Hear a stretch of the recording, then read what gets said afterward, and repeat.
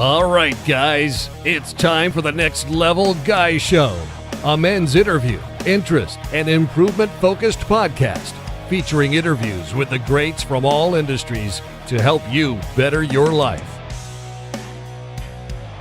Each week, a new episode features an interview with one of the greats, covering all aspects of their story, from life hacks to tips and protocols that have allowed them to live life on the next level.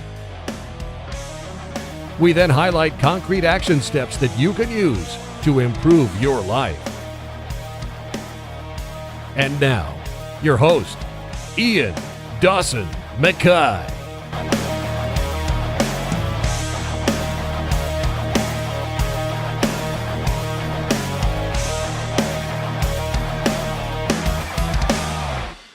And today's guest is Kenny Florian. Kenny is a true legend in the martial arts sphere. His bio is immense. 3 times World UFC title contender in 2 weight classes. 4th degree black belt in Brazilian Jiu-Jitsu. He's a mixed martial artist and a Muay Thai expert. He's the creator of the Kenny Florian martialarts.com website. He's a co-founder and owner of Florian Martial Arts Center in Brookline, MMA, USA. He's an analyst and commentator for the Professional Fighters League on ESPN. He's a co-host of the BattleBots on Discovery Channel. He's a professional jiu-jitsu commentator and a graduate of Boston College. And in today's episode, we discuss how to live the warrior's lifestyle. And now, let's get to the interview. Well, thank you so much for coming on. I've been a major star of yours from dusk to dawn. I found you during The Ultimate Fighter originally, when I started getting to the UFC, but I've been a fan since you've been commentating. Your YouTube channel is amazing. But for people who maybe don't recognize the name, and there'll be a few living under a rock probably, how would you introduce yourself? You know, how would you give the example? Because you've done the full cycle of fighting. How would you describe who you are and why you're a legend?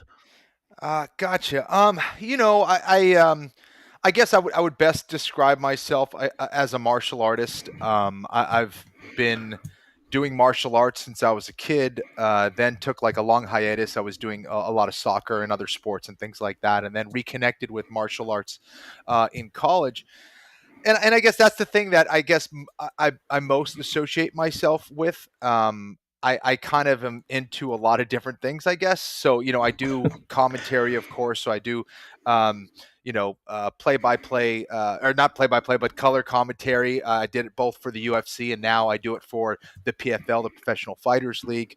I also do commentary for a show called BattleBots, which is similar to Robot Wars over in the UK.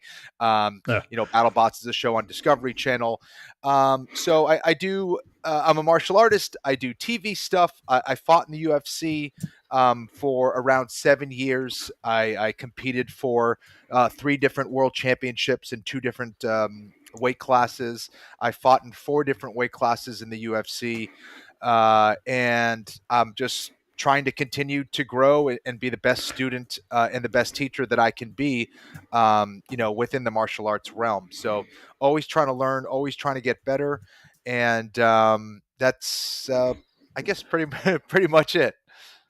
I love it that you're still trying to grow after being in the biggest organization in the world, commenting here. I mean, you even did AI BattleBots. You're doing martial arts with artificial intelligence. You can't go further than that. But can you tell me a little bit about your upbringing? Because your dad's Peruvian and he was a surgeon. Do you think his kind of controlled and analytical mindset really helped you in the cross training you did as a kid? Because you did judo and kung fu and all these sort of things. Do you think that made you such a great competitor? That cerebral outlook? I think that I didn't see him a whole lot because he was working so much, but I think that the main thing that I got from him was work ethic and belief in yourself. That those are the 2 things that he used to talk about a lot. My dad worked very hard at his job. He was always away from home pretty much. He was up early and back home late.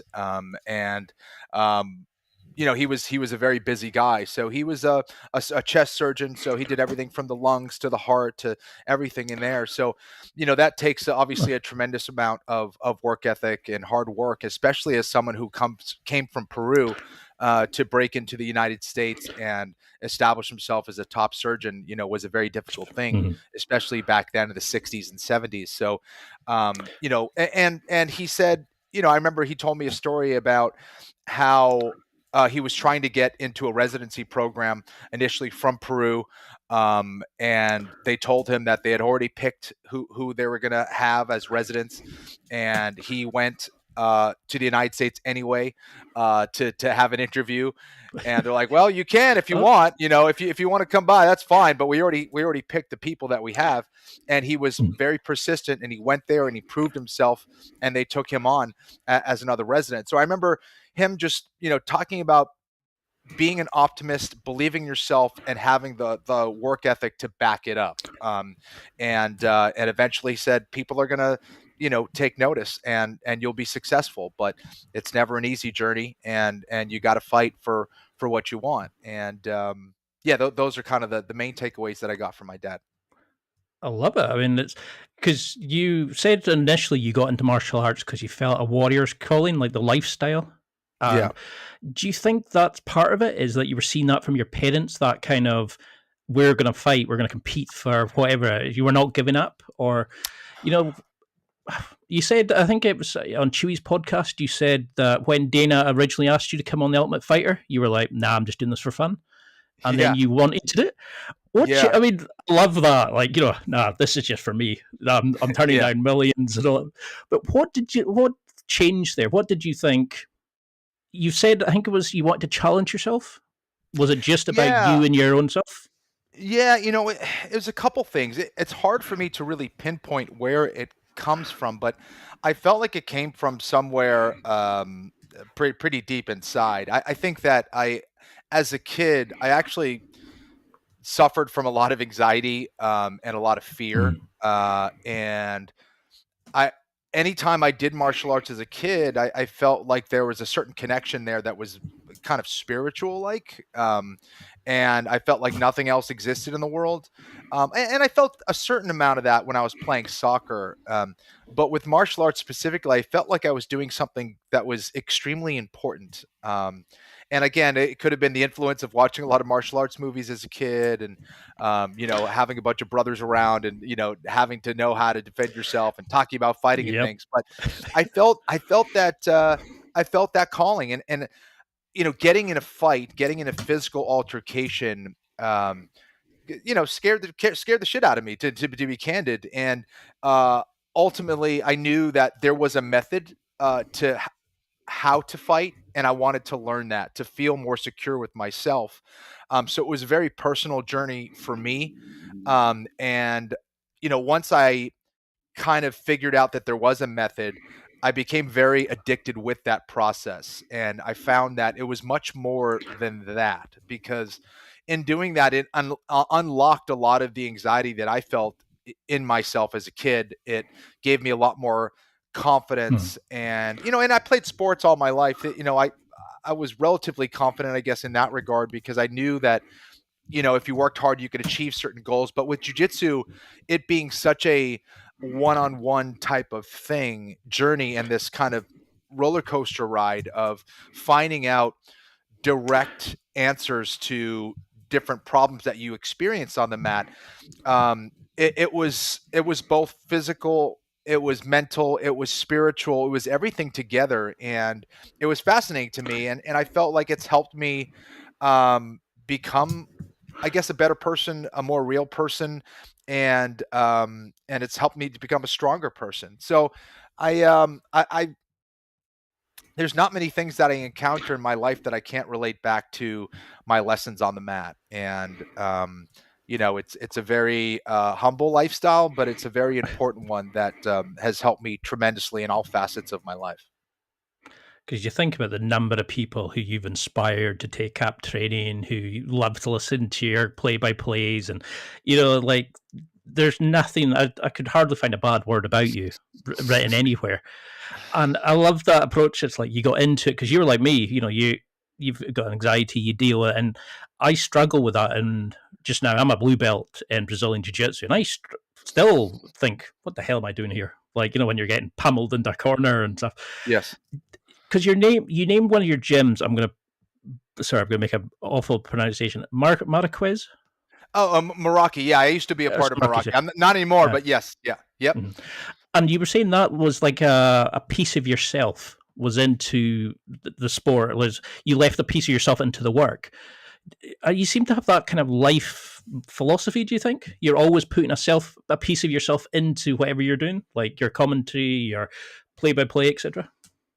I think for the things that you care about, I think you need to.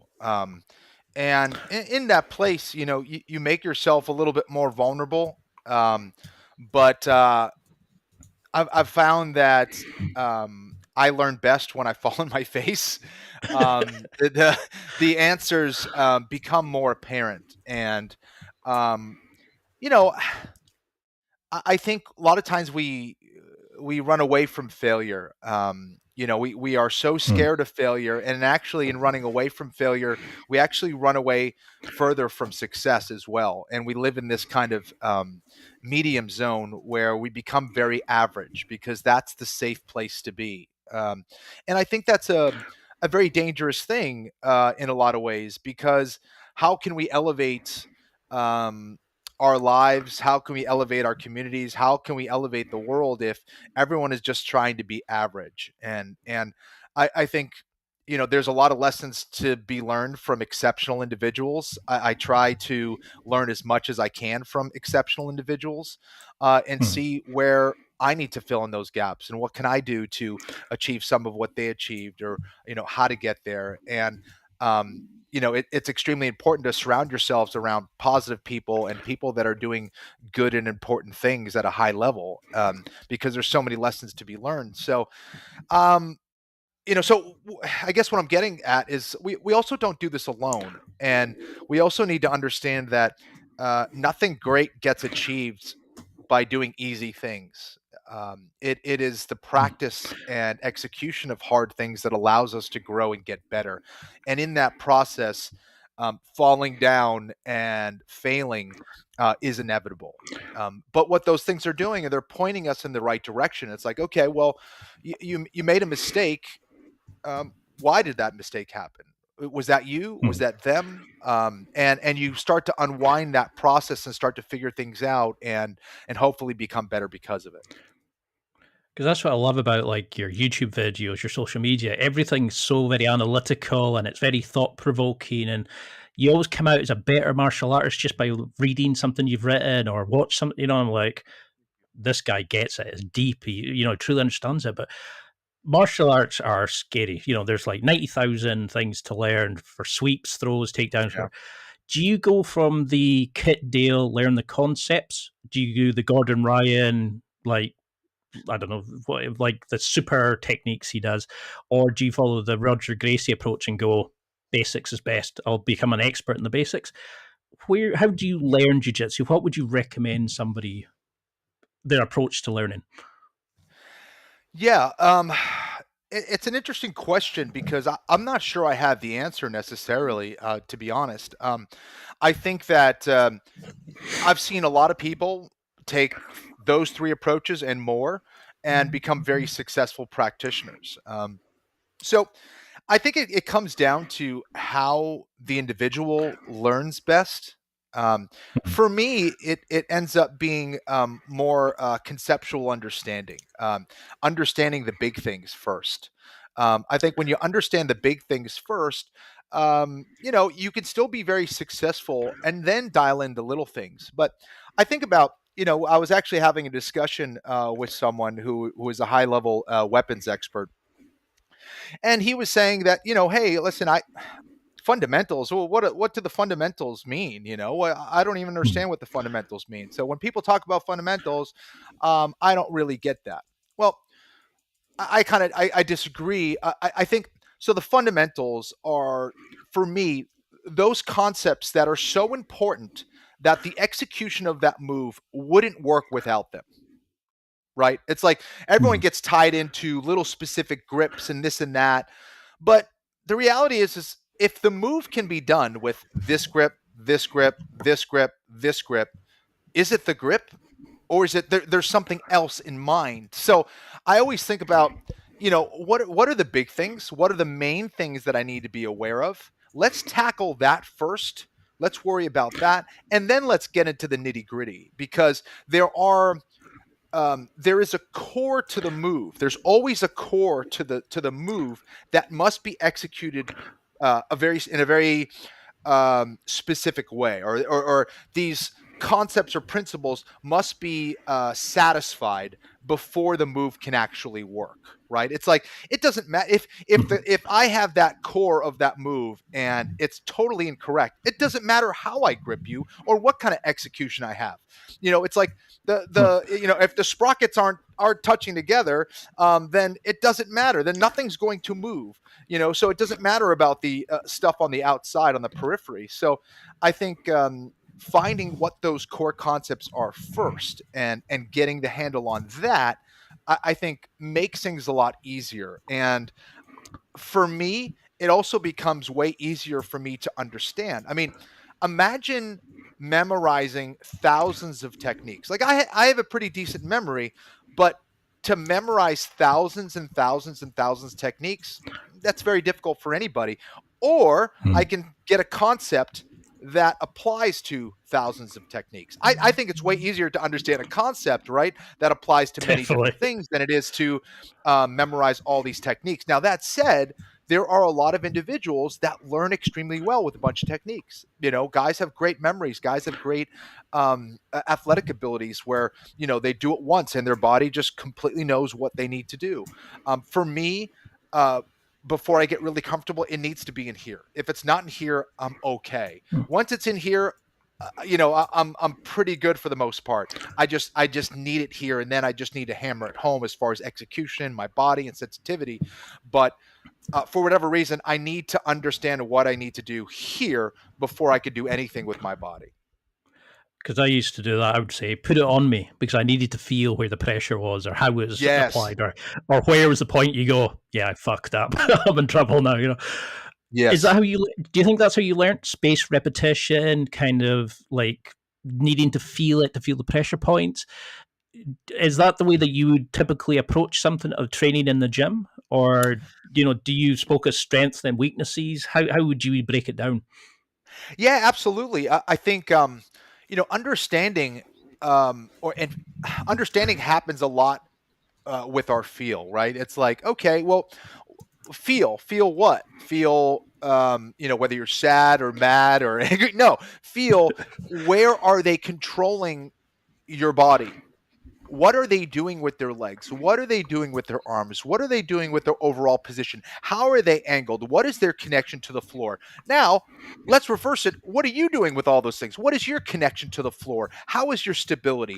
Are you set up to go in this direction? Are you set up to go in that direction? How are you placing your weight? Where is your weight? Why is your weight there? What space is available? How do I occupy that space? So it's all those things take a certain amount of feel, and not only visually you need to understand like what's happening, but if you just close your eyes and you feel the position, you feel where they're controlling you, you then can kind of untie those knots, if that makes sense.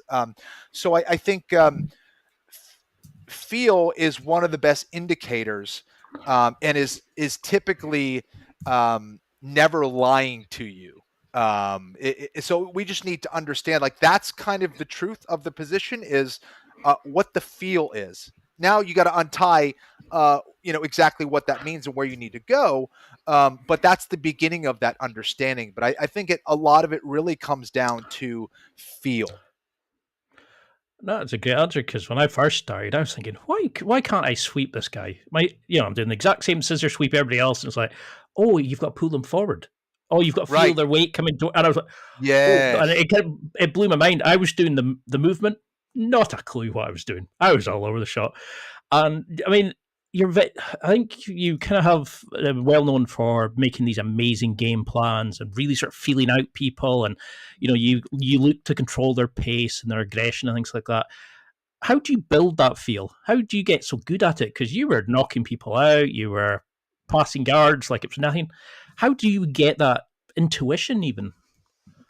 Yeah, that's a good question.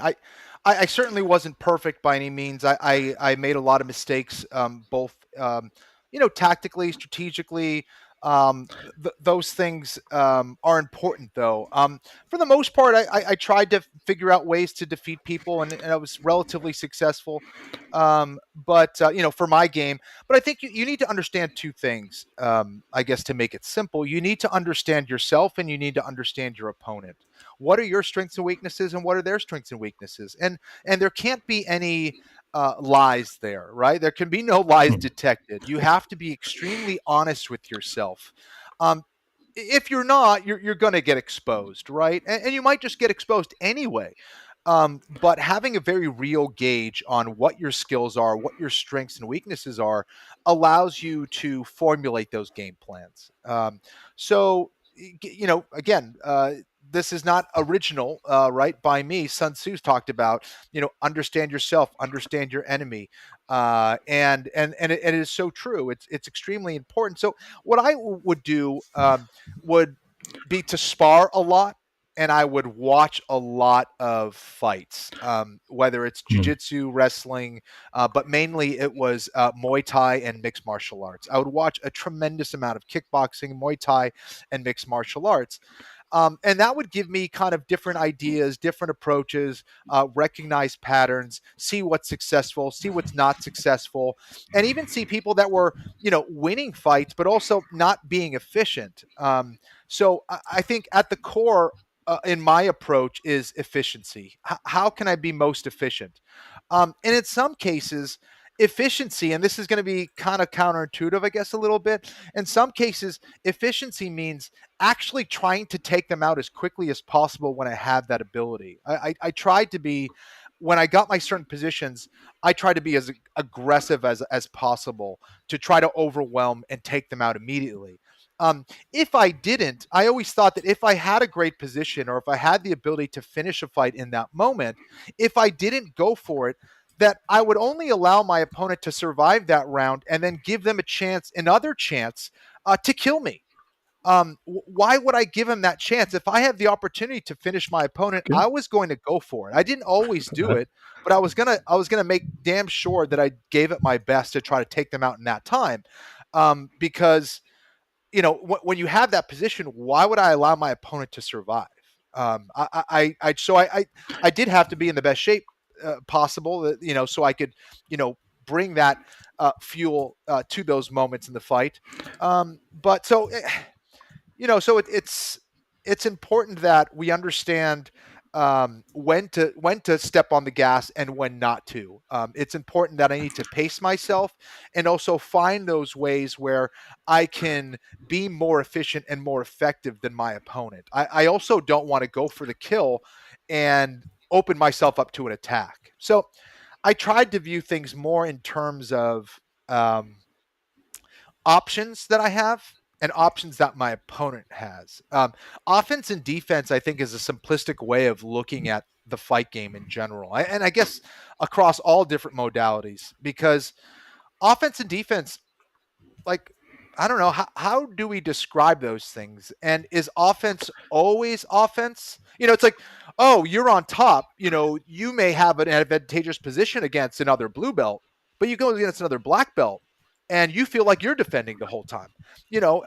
There's certain guys where you're in mount and you feel like you can't even do anything, like you're actually defending the position and they're actually escaping. So, every day. I don't like, you know what I mean? So I don't like thinking of it in terms of offense and defense. I like thinking of it in terms of options that you have and options that they have. How do I maximize my options and how do I minimize the options of my opponent? And if we could start from there and kind of take a first principles approach, then, hopefully we can come up with some good stuff. Because I've listened to a lot of your interviews, and I remember you were talking about how you like to watch a lot of the fights and the, sporting highlights to kind of learn from it. What do you see the similarities in all these top competitors? The ones who kind of are like blowing away the masses, the guys who shouldn't be great fighters but just seem to be natural. Do you see something in the way they approach their training, their behaviors, just their general attitudes that makes them so good? Yeah, I think the common theme for most guys at the top is they are extremely mentally tough, right? They are physically very tough. They are very durable and strong mentally and physically. They're going to continue to press forward no matter what. So if that's the case, then like technically we need to find something that can defeat those guys, right? Because you need to be technically superior to those guys that are going to come forward. You just need to be outright better than them. And that's not easy in this day and age, right? Because guys are learning the game. They're learning from all previous fights. The training is getting better. Coaches are getting smarter. Training camps are getting better as far as how to approach that. And, I see that there's way more better fighters today, I think, than there were back when I was fighting. People are figuring it out. They're figuring out ways to get better and improve. So like the elite guys, I see it sometimes, but I still see a lack of evolution in some ways amongst the elite guys. Take Alexander Volkanovski, for example. How many champions do you see that continually get better? I don't see a lot. Like, doesn't mean they're not good fighters. They're great fighters, don't get me wrong. But someone like a Volkanovski who is continually adding to his game and getting better as a featherweight champion in the UFC is impressive. That's the way it should be, but it's extremely rare that a guy is continually adding layers and levels to his game, offensively, defensively. It's impressive to watch. So that is what makes someone very rare, and unique, is that individual who can also hit and not get hit, who can go out there and be aggressive, be efficient and effective without taking a lot of damage. That to me is the sign of a master, someone who has a certain mastery over the martial arts, right? It's anybody can go in there and fight and not give up and be tough and all that stuff. Maybe not anybody, but any tough guy can do that. But to be efficient, effective, and not take damage is another thing altogether. Like that person knows something and is executing something that other people just are not. And that I think is special. And that's what, I try to chase with my martial arts if I can.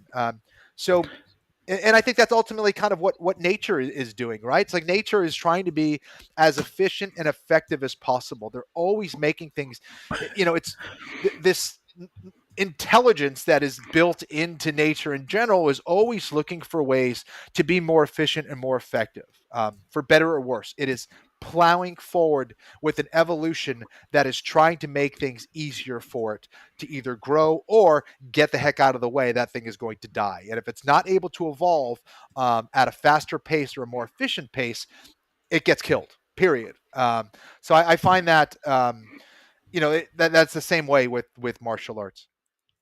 I love the way you look at stuff. It's like I could listen to you chat for hours. Like, well, I have because I've been on your podcast. But I think it was Bruce Lee that said, like, martial arts need to see the world with fresh eyes always. They can't just, like you were saying, just rest on the laurels of that worked, I'll stay to there, and always going out and trying to change. And do you think that's like where the top guys are doing? They're kind of always going, how can I improve? How can I evolve?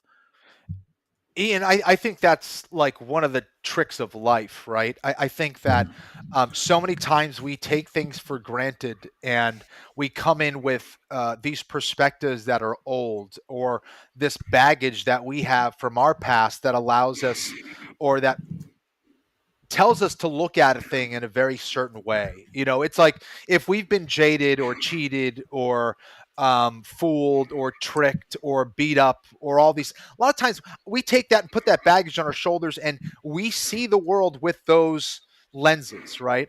The big goal, and Jiddu Krishnamurti, who I know was a big influence for Bruce Lee as well, great philosopher, used to say that it's so important to look at the world with fresh eyes. That's what allows us to think differently and be creative and not just see things in the same manner over and over and over again. I think that's the value of meditation as well.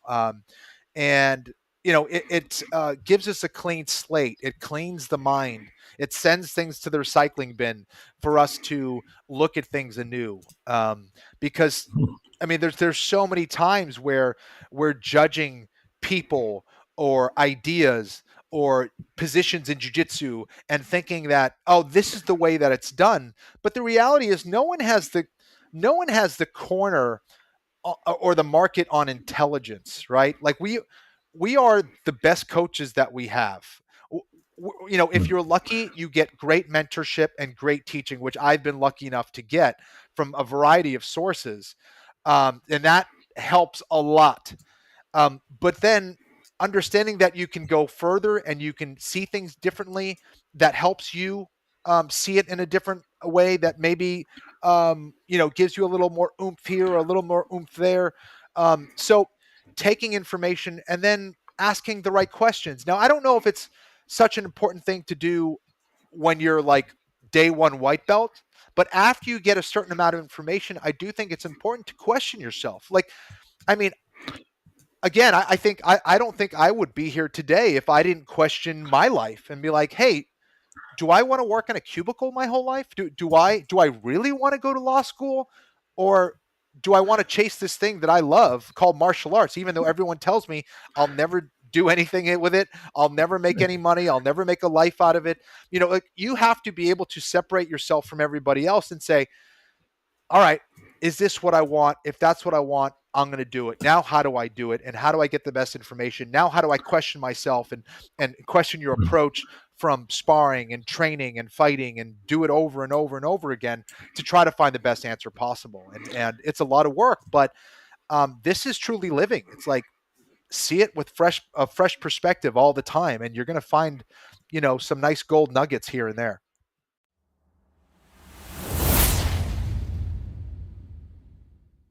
It's time for a quick break. There are millions of potential products to buy, so how do you know which ones are worth your hard-earned money? Simple. You go to nextlevelguy.com/affiliates and explore those that will transform and improve your life. You'll find deals, listener exclusives, and special offers with some great companies. Recommendations are 100% honest and only on items Ian has tried or believes in. The companies showcased will make you a better man in all areas of your life. Simply go to nextlevelguy.com/affiliates and level up.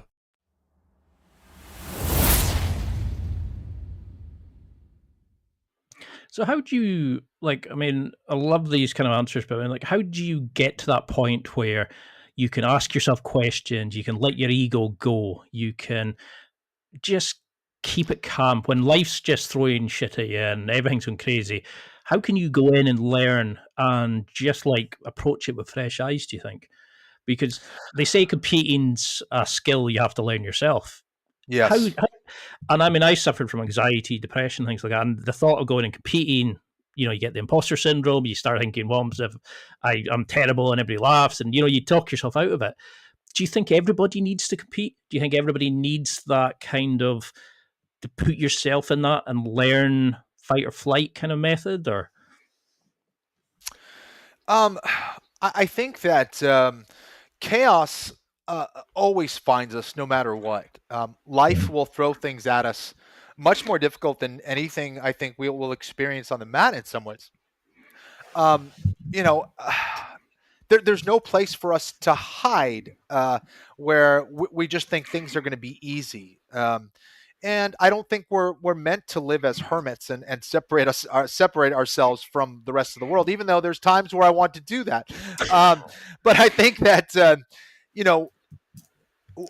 in order to get strong, I need to experience difficult things. I need to move heavy things. I need to understand myself. And in doing so, I get better answers, and I understand that I'm more and more capable of doing harder things. And I think the earlier that you can start it in your life, the better. But you can learn this at any age. You can learn this at any time in your life.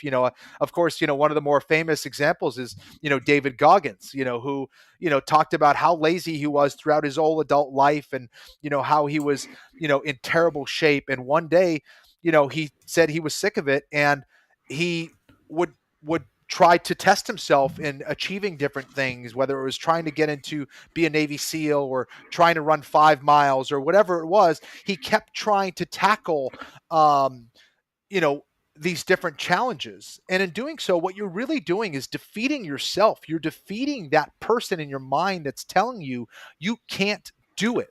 And for anyone who thinks that like you wake up one day and thinks like, I am Superman, I can do anything. No, like it takes time to understand that you are capable of some amazing things, but that journey is long and arduous. You have to, deal with the ups and downs and understand that you are strong enough, and many, many people before you and many, many people after you have dealt with those very same things. So whether it's, reading about those things, whether it's going out and doing those things, I honestly, I think it's a combination of all of those things, of learning from other people and understanding those journeys, those difficult journeys, and understanding that you can do those same things. You can absolutely do those same things.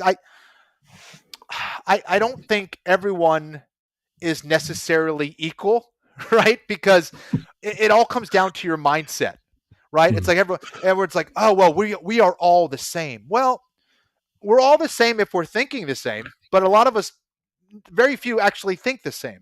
We need to elevate up here and understand and believe in ourselves and get ready for that hard work. Otherwise, no, we're not going to be able to achieve what others have achieved. And it's like, how many Michael Jordans are there? How many great athletes like that are there? But doesn't mean you can't achieve great things. You just may not be in the right sport or in the right area of your specific strengths and weaknesses. So I think that it very much starts with the mind, and it continues with the mind. You have to continually understand that all of those efforts that you're making is forward progress, even if you're falling down or taking a couple steps back. You have to believe in yourself, believe in the process, and also like surround yourself with other people that are trying to do the same thing. And I think that's really important as well, because what you don't want to feel is feel alone in that process either. But it's the practice of hard things. It's the positive mindset, and it's daily work, doing it in a lot of different ways. And it's a process. It is a process. It's not a sprint. It's a marathon for sure. Damn, I wish I had listened to your podcast and that when I was starting out, because I started when I was 36, and all these guys were coming in 20 odd, with their 6-packs and doing handstand push-ups, and I'm like, I just come from powerlifting, could barely get my legs over my head. I was like, what the fuck? But I'm trying to remember the podcast you said it on, but you said you would deliberately pick out tough training partners that could beat you, and you would keep going until you could beat them, because you could say, I'm not running from them. I want to learn and grow. And how did they beat me? How did you get one over me until you were able to beat them? Then the next challenge. I love that approach. Do you think that's what made you such a good fighter? I definitely think it helped. And I would even try to play their games a lot too. I would even try to go into their strengths. And I still try to do that because training it's there for me to get better. It's not there for me to, hey, look how great I am. I am a good martial arts practitioner. I am trying to be as good as I possibly can be, but I'm not competing anymore. I'm not. For me, I just want to get better, and I want to learn as much as I can. And if I can go into someone's realm and see what they're doing, and play their game, I know I'm gonna become better for it. And I try not to see it in terms of them smashing me or me smashing them. I just try to do it in terms of how can I get better with this training partner that I have. And yeah, so it's and even if you're going against someone who's not good, it's like, okay, well, here's my chance for me to work a weakness in my game and try to give this person the upper hand and force me to still get better, even though I'm supposedly better or more experienced than them. So there's a lot of different ways that you can set up your training to get better, even if you're going with guys that you're better than, if that makes sense. So yeah, it helped me a lot. And also, there's so many cool approaches and training methods and techniques that are out there. I want to see as much as possible and see what I can utilize and what I can learn from. I love that. I mean, I remember when you said about learning from chaos, you've got to chase the chaos. Do you think that's part of it? It's the constant evolution. It's like the top fighters. It's the, okay, I've never beaten this guy. Let's go. Let's try to find him out. Let's find how I can use his strengths against himself. And, do you think that's how you built up such a great mental resilience and you were able to stay cool in such difficult situations in your career? I think so, and I again, I would say that I did not start out that way. For my early fights, I think I did, just because it was local and I was comfortable in that environment. But I mean, my Ultimate Fighter finale, I found out the hard way that I was not mentally prepared or spiritually prepared for a mixed martial arts fight at a high level with everyone watching. I had a lot of mental work to do, and a lot of physical and technical work to do, and that all bubbled up on fight night, and I felt like I was just a deer in the headlights. And so I knew I had to work on that. I knew I couldn't run away from that, and I knew I needed to experience as much chaos and as much pressure as possible. And sometimes you think you are, until you realize there's more levels and there's more for you to see. Like, I remember for the BJ Penn fight, I only had my two main sparring partners was my Muay Thai coach and my brother Keith. Like, those were my main sparring partners. And then I had a couple guys that I brought out, Dean Thomas and Hatsu Hioki, who helped me. But I needed to be doing more. I mean, I didn't have the economic resources to necessarily do that as much. I would have liked to, but I certainly did after that fight. I invested so much into my training after that, where I was going to Montreal all the time. I was flying out training partners. I was paying for the best coaches possible. I wanted to learn as much as possible and train with the best guys that I could find. And that meant, utilizing the right resources. And I paid a lot to, both physically and economically to make that happen. So I always tried to take care of my coaches and my training partners and experience as much chaos as I could, because I knew that ultimately the truth would reveal itself on fight night, and I'd rather find out in training than on fight night. Candidly, after I was retired, I took it, I guess to another level as far as thinking about it, because rarely are you 100% on fight night. There's always something going on, whether it's a bad weight cut or an injury or staph infection or whatever it is, which I dealt with, all those things. I needed to be able to beat them on my worst day. It's easier to fight someone when you're at your best, but it's like, how do I beat them when I'm at my worst? Like, that's what I wanted to figure out. And that's what kind of motivates me today, is that, like, I'm 46 years old with a bad back, bad knee, bad hip. If I'm in a self-defense situation or someone's trying to hurt me or whatever, like, I can't be like, I'll meet you back here on Monday at 2 p.m. I got to wait. I got to stretch out a little bit first. If you could let me, no, you got to be ready to go. So you have to be at a technical level and a composure level that is, unlike anybody else. So those are the things that I try to remember and I try to train for. I'm not able to train as much as I would like because of my body, but I try to maximize the most out of my training sessions, the best that I can. Because I remember when you were on the Uncle Joey Diaz podcast, and that's what he was saying. He was like, as soon as he got mounted, he said he'd almost had a panic attack. And that hit home, because I can remember like that, the kind of crushing pressure. You're like, what do you do away from like the training to, use like meditation, visualization, things like that, to become sort of like the cerebral assassin almost that you've become? Do you use things like that to deal with the anxiety, the nerves that you originally felt as you were getting in and evolving your skills? Yeah, meditation was an important thing. I'm not sure I understood it so much when I was fighting, to be honest. But after I retired, I got more into meditation. I took a psychology course. It was like, I think, 5 years that I was doing it, and I learned a lot about breathing techniques and calming the mind and making that mind body connection, and that helped me a lot. So much can be calmed down with your breath. Mhm. And I think it helps in both getting your heart rate down, but also sending oxygen to the whole of your body and not just certain specific parts, and not being so tense when you experience adversity. Relaxing, being composed, and also visualization. For me, visualization isn't visualizing me beating everybody, or visualizing me getting my hand raised at the end of a match or something like that. That's not what I consider visualization. Visualization is like, how would I want to see myself competing? And what that does is it gives me a nice mental picture for how I want to execute my jiu-jitsu, or how I want to execute my game, or how I want to move when it comes down to doing what it is that I'm doing.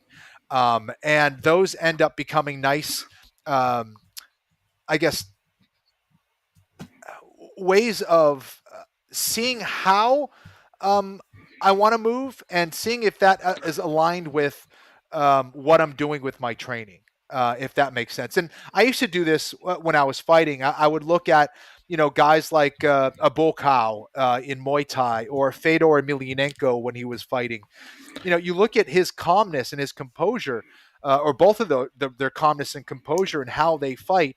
I found that extremely helpful to see how they went about their execution of their moves, and how they were pre-fight or during the fight. Now, that might not be for everybody, because everybody's different and everyone calls upon different resources, but those were kind of good mental pictures for me of how I wanted to compete. So I think finding guys that you look up to, and finding guys that are the best at their fields, and seeing what their execution is like, and if you tend to vibe with that particular fighter, be like, okay, well, how do they do that? What is their mode of operation? How do they move? How composed are they? And I also relate it back to, and this is something I tell my students a lot, is if you think about your first jiu-jitsu class ever, your typical first day one guy that comes in, they are typically tense, nervous, utilizing a lot of muscular strength. They're holding their breath. They're spazzing around. They're not pacing themselves. They're exhausted in 30 seconds. All right. We're all like that. Well, many of us anyway, right? I always think, okay, if that's day one, then we should be running so far away from that person. That should be the goal, right? It's like, how do we become the opposite of that day one person? How do we become calm, the opposite of tense and spazzy? How do we become technical, the knowledgeable, the opposite of perhaps ignorant and not having any information? How do we become so doing that, I think, helps give us, like, I think that's what I consider visualization, is like getting that mental picture of how I want to operate as a martial artist. Like it's I can't remember who said it. It was like, if you could beat yourself from yesterday or the last training session, you're winning. And I used to always think, like, could I beat myself? And it's like, yeah, I would have just tipped his legs over. But I think that's a great way of looking at it, because that's at the end of the day what we're doing really, is we are trying to beat ourselves. Yeah. And do you think that's what you used to do during your warm-ups? Like, were you kind of visualizing how you wanted to compete, using your breath to kind of control yourself to get the noise of the event out your head before you went out and competed? Definitely. Breathing was a big part of that. Reminding myself of how I wanted to see the execution of my moves, how I wanted to move. Seeing if I wanted to be fluid and open, then I had to see myself being fluid and open in that moment. If I wanted to respond in a certain way, I needed to visualize myself in some difficult spots, and trust myself that I was able to do it. And the other thing is, just visualization is not enough. I hate to tell you guys, but it's not enough. You have to actually do it. I didn't just, see myself, being calm or seeing myself executing certain moves, and then all of a sudden I was just doing everything perfectly. It did not work that way, unfortunately. You have to compete, and you have to experience what it's like to be on a big fight night. You have to experience what it's like to have a camera in your face right before you're supposed to go out there. You have to experience what it's like to have, all those interviews before your fight, and people asking you annoying questions, and people dealing with, everyone trying to touch you and get a hold of you, and everyone trying to talk to you and distract you from what you're supposed to do. You have to learn how to set boundaries for yourself and get yourself in that mental space. You have to understand how to get your body and your mind prepared for, the biggest competition of your life. So, whatever it takes to get you present and aware in the moment, that's what you should be doing. And that's not just a direct process. That takes experience. And if you're doing it right, you're tackling little steps at a time, and it's ramping itself up. But sometimes it's not. Sometimes you tweak it a little bit too much, and you raise it too much, and you're like, that was too much, or that was too low, or that was, finding how to adjust that volume can be a difficult thing. And that comes with time. It comes with experience. So I would recommend anyone just, if you want to be a professional competitor, then, hey, guess what? It's going to take a lot of competitions, and that's extremely important. But what happens when you do make a mistake? You get knocked out, you have a shitty training session, like when I first started, I wanted to go home and cry sometimes because how bad I felt compared to everybody else. And I wasn't looking at it as a UVU kind of situation. I was looking at it as I'm not as good as them, where it was stupid. But yes. Do you think that's a thing that we need to learn? It's to stop caring about that, how do we recalibrate after a mistake? How do we, that's a learning experience. That's not a blight on my masculinity. That's something I can learn from, especially when you get older. You start going, don't be silly, but it eats at you. How do you deal with that? Ian, that's something that I'm still working on, to be perfectly honest. I am very hard on myself. I am extremely hard on myself. And it is the thing that has pushed me to become better, but it is also a thing that has prevented me from getting better and being stronger mentally. We are human. We make mistakes. That is something that will always be the case, unfortunately. Even when we're training all the time and where you have a ton of experience, we're gonna make mistakes. The key is like getting back on track. Do I get back on track by saying, Kenny, you're such an idiot. Why the fuck did you do that? That's dumb. Oh my gosh, you let yourself do that. You know better than that. I'm not in the present right now. I'm in the back. That move that happened 3 moves ago, I'm still there. Mentally, physically, spiritually. Why the hell would I do that? And I still do that sometimes. It's funny because in some ways I am better about dealing with like chaos than I am like something simple like spilling juice on the floor or coffee on the floor or something like that. I'll be like, oh man, that was so stupid. What the hell? Those things happen. Like, relax. It's fine. It's going to be okay. And I need to remind myself of those things. So it's understanding that in a variety of ways. So I'm trying to learn that in all aspects of my life, because if you're like that in one aspect of your life, you're most likely going to be like that in all aspects of your life. Now, if we want to go deeper, why is that? Well, maybe it's the way that you were raised. Maybe it's the people that were around you that, if you're critical of yourself, you're probably critical because you were criticized, whether it's your family, whether it was school, whether it was something. And what you're doing is you're bringing in something old that is not true. The reality is we are human and we try to do things. And when you're doing things, you make mistakes in those things sometimes. And it's important for us to get back on track. Being in an old mentality or being in an old place, it holds us back. And that's something that I'm still learning today. It's something that I'm trying to get better with all the time. And you got to roll with it, right? Literally roll with the punches. That's the idea is, how do I get back on track, stay present with what's happening in front of me. That is the only real thing. The people that are watching, don't worry about the post analysis of what you're doing. Don't worry about the things on the periphery. It's me and that person, or me and this activity that's happening right now in real time. How do I focus on that and bring my attention there? And that's the only thing that matters. Because it doesn't mean that you're going to be perfect at that thing. What it means is you're bringing all of yourself. So you're bringing hopefully 100% of yourself, 100% of your attention, 100% of your capabilities, and 100% or as much as awareness as you can to the craft. Because when you do make your mistake, you're going to remember it.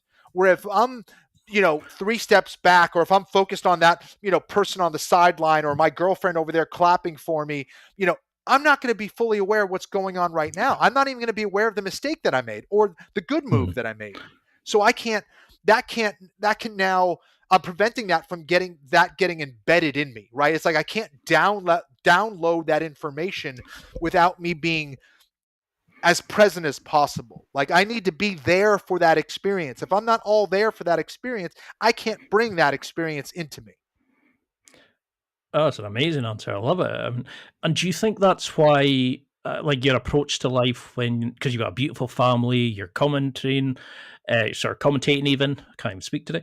You're doing all these amazing things, but you're giving your all at that moment. Do you think that's why you've been so successful in each of these areas? I try. Awareness is an interesting thing. I am not always 100% aware. I am not immune to mistakes.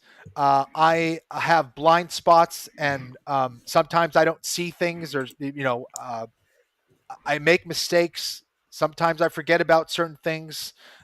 So I try to bring the most of me to my activities. Yes. And that's when I find that I am most effective and at my best. Now, what I don't want to do is go, okay, Kenny, it's time to bring your best, or I am going to be amazing at this.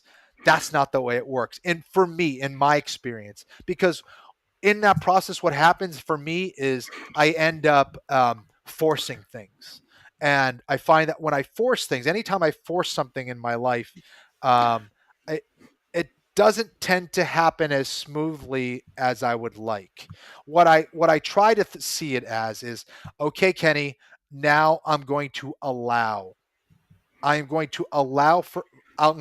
myself to do things, and I'm going to be present. It's almost like clearing my mind and remembering that, like, okay, if I am doing martial arts, Kenny, you're a martial artist. It's time to do that. Now, forget about everything.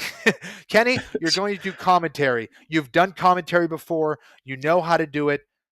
Be open.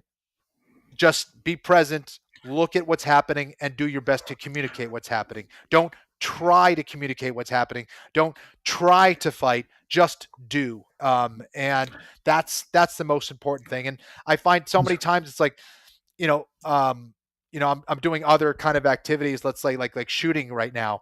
And when I try to shoot well, I rarely shoot well. It's like I have to, if I'm trying to do something well, I'm not concerned with the process at hand. I'm trying to fulfill some weird vision in my mind, if that makes sense, as opposed to being like, okay, I'm getting the visualization of what I want to do, but now I need to erase that and just focus at the task at hand and think about not think about things, but like feel and just execute what I've been doing, as opposed to being like, all right, now it's time to be great.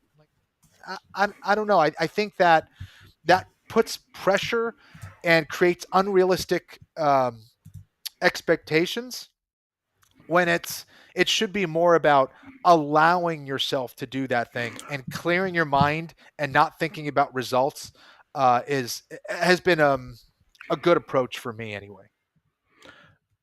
I can't believe it's been an hour. I've just looked at the time. It's like, whoa, because that last couple of answers have blown me away because it's like so good to see how like what you can be, the potential for somebody who's saying, but I can't do fighting because I'm scared.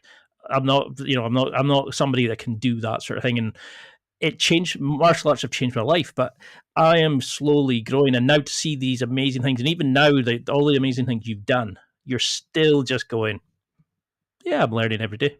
And I love that mindset. Yeah, I mean, you got to, man. I remember thinking like when I started jiu-jitsu, I was like, oh man, I can't wait to get my blue belt, or I can't wait to get my purple belt, or man, imagine if one day I get my black belt. And this, like the journey, especially in things that have the depth of, like the depth of something like martial arts, it's never ending. You never get to a spot and you're like, well, I get to retire now. I am good. I know all things. It Mm. doesn't work that way. It's a constant learning process, and it's constant evolution. And there's so many different people that you can learn from, uh, and evolution is a never ending game for sure. I think we've got to get another couple in, recorded, because I think we're just touching the surface on this. But I know we're tight for time. But for people listening, what would you want them to take from this? What would you want them as a sort of if they wanted to Florian their jiu-jitsu, or Yeah. Florini, as I think he called you, what advice would you give them, especially if it was like a podgy Highland guy who's interviewing you, like who's an older athlete wanting to become a better jiu-jitsu person, but to live the warrior lifestyle? What would you want them to take from this? Um, I think that we we have certain perspectives and certain mindsets that we've just had for so long, and we take it as like gospel. We think that that is the way and that is the only way. Um, the reality is that we can transform ourselves in a variety of ways, and I think having that faith is super important, that you can transform yourself, but also understanding that it's going to take some time and you don't have to tackle it all at once either. Um, Hmm. you know, get those little wins, get those little battles, struggle, adjust, understand, repeat, do it over and over again, and find that strength within yourself. And what you're going to realize over time is that you're a lot stronger than you thought you were. Um, and I guess that in that process, you end up having to become a little bit more honest with yourself. I think we live in a day and age where we do have a lot of mental health issues, and that happens for a variety of reasons. It could happen because of the way that we were raised, the environment we were raised in. It can happen, because we have false perceptions of the world and ourselves. It could happen from whatever struggles that we've had in our life, and us not living really in the present is what it comes down to.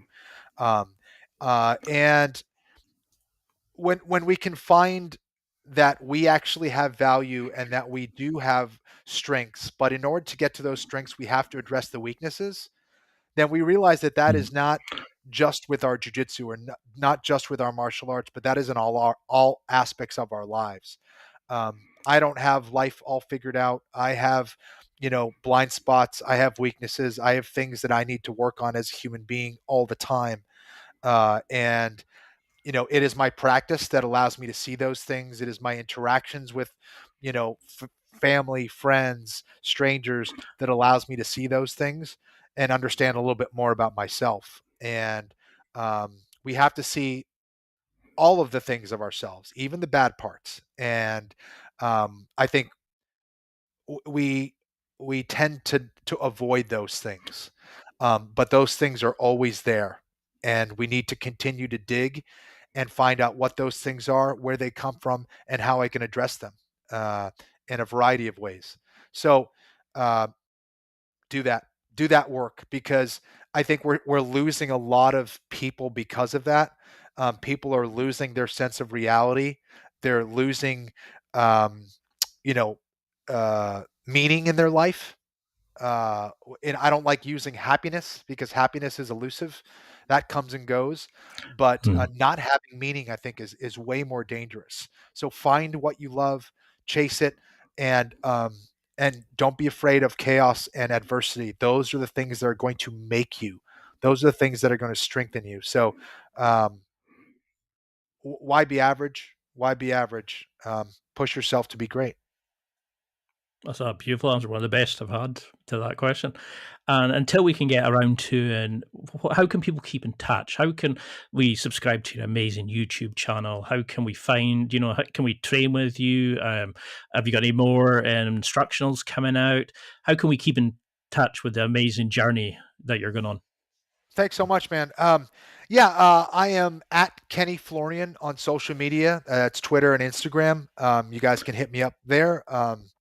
I try to, post things of what I'm doing, where I'm going. For the most part, you could get that there. You can also get that at Kenny, my instructional. I have an online jiu-jitsu instructional at kennyflorianmartialarts.com, where I talk about a lot of, conceptual stuff and just kind of big picture stuff that I hope will help people in the beginning of their journey. It's definitely can apply for people who are, been doing jiu-jitsu a long time as well. But I think it gives people a good outlook on how to approach jiu-jitsu and get some of the basics down to help their approach and understanding. So that's kennyflorianmartialarts.com.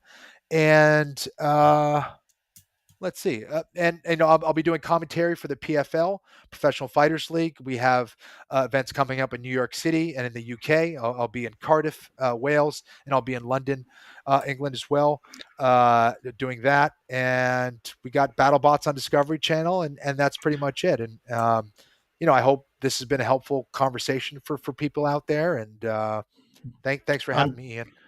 And you've got your amazing podcast as well. That's right. Oh my gosh. Yeah, exactly. Thank you for reminding me. I got my podcast with John Anik, the Anik and Florian podcast, which you can find on all platforms. We're also on YouTube. We'd love if you subscribe and give us some likes if you're interested. And I also have a YouTube channel as well, personally, where I go over a lot of different jiu-jitsu and mixed martial arts stuff for people who are interested there. So hit me up, subscribe, give me some likes, ask questions. I do my best to try to respond and interact. And if there's things that people want to see, I'll do my best to try to put it out there. So I'm the worst at promoting my stuff. So thank you, Ian, for reminding me.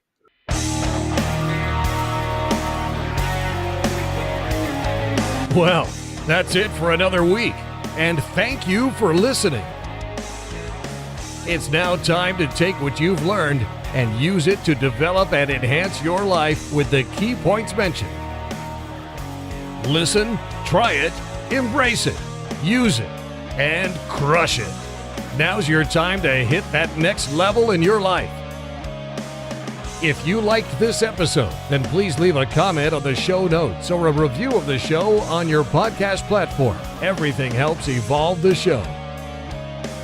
Until next week, keep seeking the next level in your life.